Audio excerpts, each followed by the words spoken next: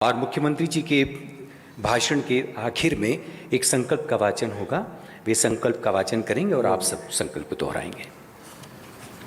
अभी जिनको हम सुन रहे थे, ऐसा लग रहा था कोई पुरातन ऋषि बोल रहा है।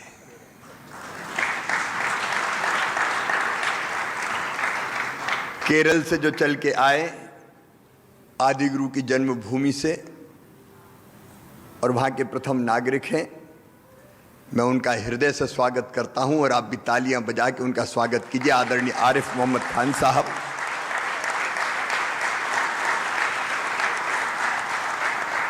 आत्मनो मोक्षार्थ जगत हिताय च, आत्मा का मोक्ष और जगत का हित जिनके जीवन का लक्ष्य है। और आज अपने भावों को मैं प्रकट करता हूं। वो मेरे गुरु भी है, लेकिन वो मेरे मित्र भी है, और वो इस पथ पे साथ चलने वाले ऐसे सहयोगी जो हमेशा ताकत और संबल प्रदान करते हैं। परम श्रद्धेय स्वामी परमात्मानंद सरस्वती जी, मैं उनको प्रणाम करता हूं। आप भी तालियां बजा के उनका स्वागत कीजिए, अभिनंदन कीजिए। हम सबके सौभाग्य से यहाँ उपस्थित स्वामी प्रणवानंद सरस्वती जी, स्वामी वेद तत्वानंद जी, अंबिका दत्त जी, शिवशेखर जी, इस कुशाभाऊ ठाकरे सभागार में उपस्थित विद्वजन, और विद्वजन में हमारे छोटे छोटे बालक बालिकाएं भी शामिल हैं। आप सबको प्रणाम। लंबी बात का औचित्य नहीं है। एकात्म का मूल क्या है? एक ही चेतना समस्त जड़ एवं चेतन में अनुस्यूत है। एक ही चेतना। आदि गुरु ने यही कहा। उनके जीवन चरित्र को हम सब जानते हैं, विस्तार से आज प्रकाश डालने की आवश्यकता नहीं है। लेकिन एक ही चेतना हम सब में है। स्वामी जी महाराज कह रहे थे, सिया राम मैं सब जग जानी, करहूं प्रणाम जोर जोग पानी। सब में ही तो वो है। सृष्टि के कण कण में भगवान विराजमान है। हर एक आत्मा परमात्मा का अंश है। हर एक घट में बस वो ही समाया हुआ है, तो कौन दूसरा। ईश्वर अंश जीव अविनाशी। ये हम जितने हैं मनुष्य, एक ही चेतना की अभिव्यक्तियां हैं। और केवल मनुष्य मात्र नहीं, आपने सही फरमाया। आसमान में उड़ते पक्षी, कलरव करती हुई चिड़ियां,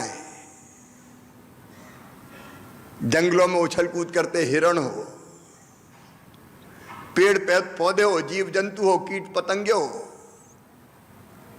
एक ही चेतना की अभिव्यक्ति। उसके अलावा कुछ है नहीं। और इसलिए शायद हमारे ऋषियों ने आज नहीं हजारों साल पहले कहा, अयम निजम पराबेत्ति गणना लघु चेत साम उदार चरिता नाम तू वसुदैव कुटुंबकम। ये मेरा है, ये तेरा है, ये सोच छोटे दिल वालों का है। जो विशाल हृदय के होते हैं वो तो कहते हैं सारी दुनिया ही एक परिवार है।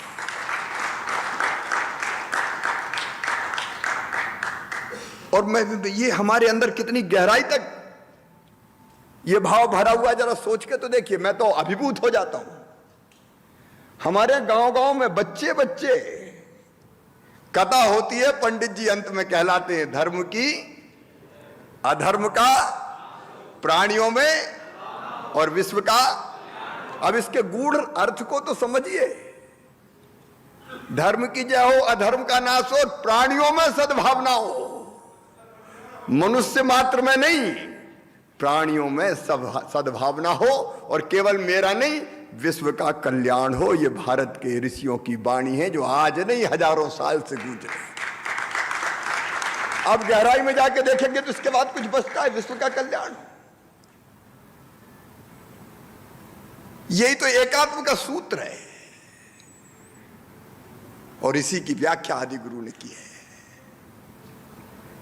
मनुष्य मात्र में वो ही है। और आपने बहुत अच्छा फरमाया, अलग अलग लोग अलग अलग ढंग से सोचते हैं। स्वामी विवेकानंद जी ने भी शिकागो में जाके यही तो कहा था, चल रहे हो अलग अलग रास्तों पे लेकिन अंततः पहुंचोगे वहीं। एकम सद विप्रा बहुधा वदंती। देखो अद्भुत है ये भारत, एक चीज किसी पर नहीं ला दी गई। किसी ने कहा कि मैं साकार को मानता हूं, भगवान की मूर्ति की आरती करता हूं, पूजा करता हूं, क्या आनंद है। स्वामी रामकृष्ण परमहंस क्या मैया खा, तुझे खानी पड़ेगा। 3 दिन हो गए तो कहते हैं खड़ग हाथ में जो मां के थे लेके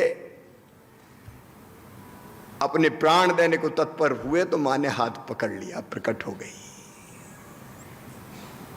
साकार को मानते हैं, कोई कन्हैया को पूजो, कोई राम को पूजो, कोई शिव की भक्ति करो, कोई महिषासुर मर्दनी की पूजा करो,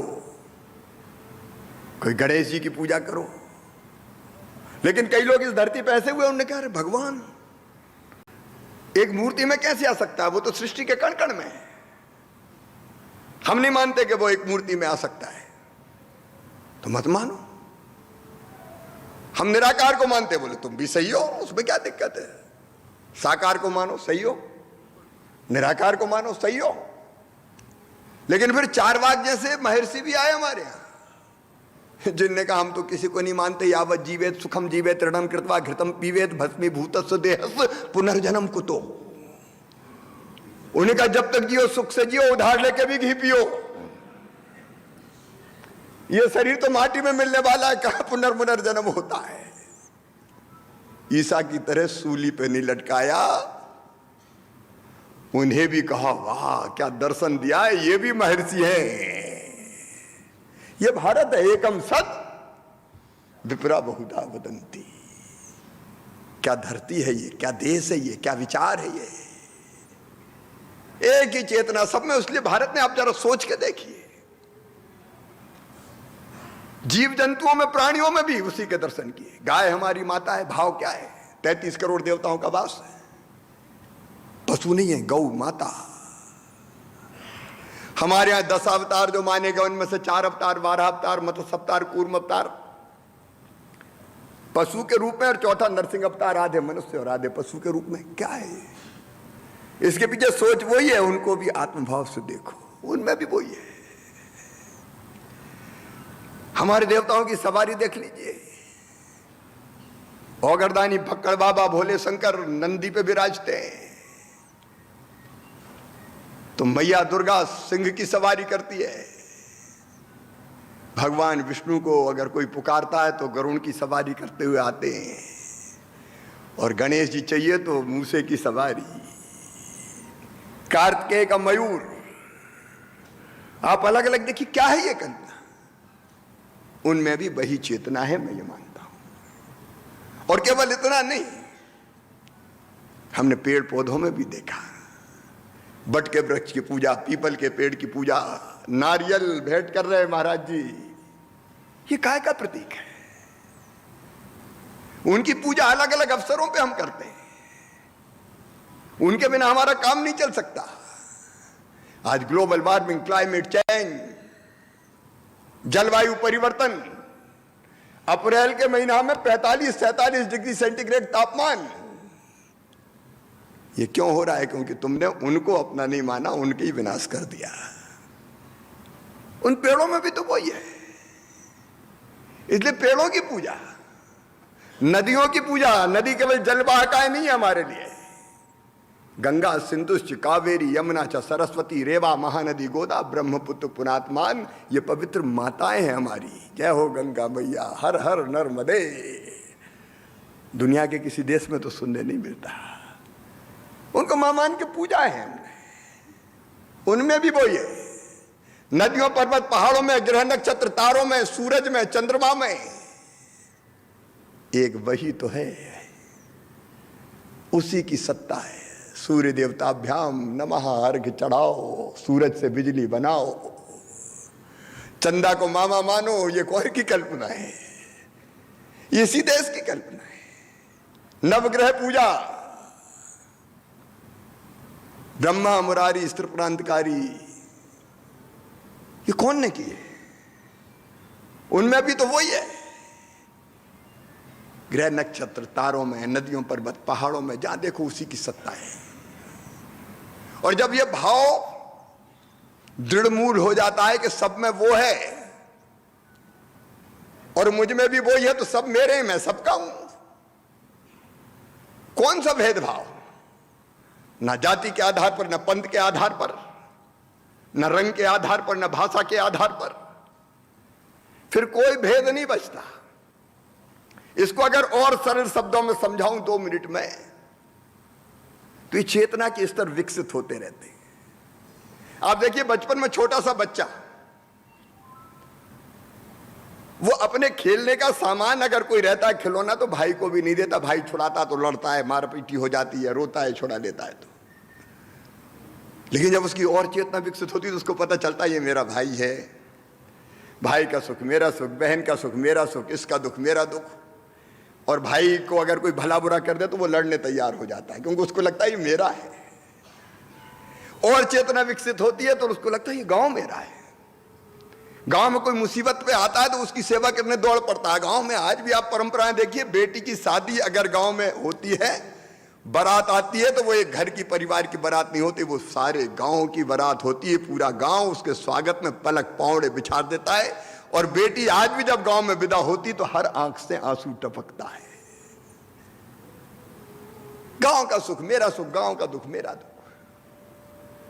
और चेतना विकसित होती है तो गांव से और आगे बढ़ता है मेरा प्रदेश। कहीं कोई संकट आए तो दौड़ पड़ते हैं लोग, आग लग गई बुझाने दौड़ो, भूकंप आ गया मदद के लिए दौड़ो। और चेतना विकसित होती तो मेरा देश, देश पे संकट के बादल छाए तो पूरा देश एक साथ उठ के खड़ा हो जाए। कहीं युद्ध के बादल छाते हैं तो पता चला कि वीर जवान जा रहे हैं, तो तिलक लगाओ, स्वागत करो, उत्साह बढ़ाओ, पूरा देश एक हो जाता है। लेकिन और चेतना विकसित होती है तो फिर लगता है कि नहीं नहीं, सारा संसार ही अपने है। दुनिया के किसी भी हिस्से में कष्ट और संकट हो, पीड़ित मानवता की सेवा के लिए दौड़ पड़ते हैं। लेकिन यहीं तक सीमित नहीं, और चेतना विकसित होती तो लगता है ये पशु पक्षी क्या है, कोई गाय को डंडा मारे सहन होता है कई बार। अब वो स्वामी रामकृष्ण परमहंस का वो कथा मैंने पढ़ी थी। ध्यानस्थ थे, ध्यान लगा के बैठे थे, अचानक एक व्यक्ति गाय को डंडा मारते हुए जा रहा था। तंद्रा भंग हो गई, ध्यान टूट गया, देखा गाय की पीठ पे डंडा पड़ रहा है। गाय की पीठ पे डंडा पड़े तो चिल्लाए रामकृष्ण परमहंस, दुष्ट मत मार मुझे, दुष्ट मत मार मुझे। आश्चर्यचकित रह गया वो व्यक्ति कि मैं, तुम पागल हो क्या, मैं तुम्हें मार रहा हूं, मैं तो गाय को मार रहा हूं। तो कहते रामकृष्ण परमहंस ने अपने शरीर पे जो चादर थी वो अलग फेंक दी और कहा कि देख। और उसने देखा कि लाठी मारी थी तो गाय को, लेकिन उसके निशान स्वामी रामकृष्ण परमहंस की पीठ पर उभर के आए थे।